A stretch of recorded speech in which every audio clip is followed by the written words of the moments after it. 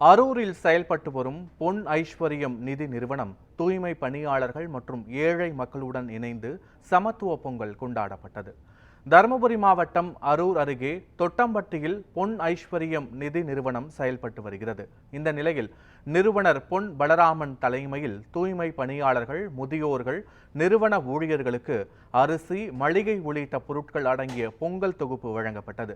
பின்னர் பேசிய பலராமன், மகளிர் குழுவுக்கு குறைந்த அளவு வட்டி விகிதத்தில் கடன் வழங்கி வருவதாகவும் நிதி நிறுவனத்தின் வளர்ச்சிக்காக ஆதரவு அளிக்குமாறு மகளிரிடையே பொன் ஐஸ்வர்யம் நிறுவனர் பொன் பலராமன் கேட்டுக்கொண்டார்.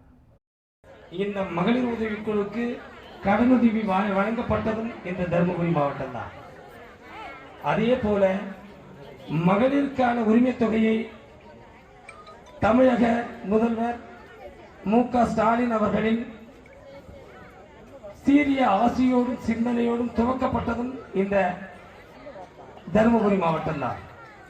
அதை கருத்தில் கொண்டு இன்று தமிழகமே திரும்பி பார்க்கின்ற அளவிற்கு தருமபுரி மாவட்டத்தில் மகளிர் செயல்பாடுகள் இருப்பதை மனதில் கொண்டு இந்த நிறுவனமாகப்பட்டதை தருமபுரி மாவட்டம்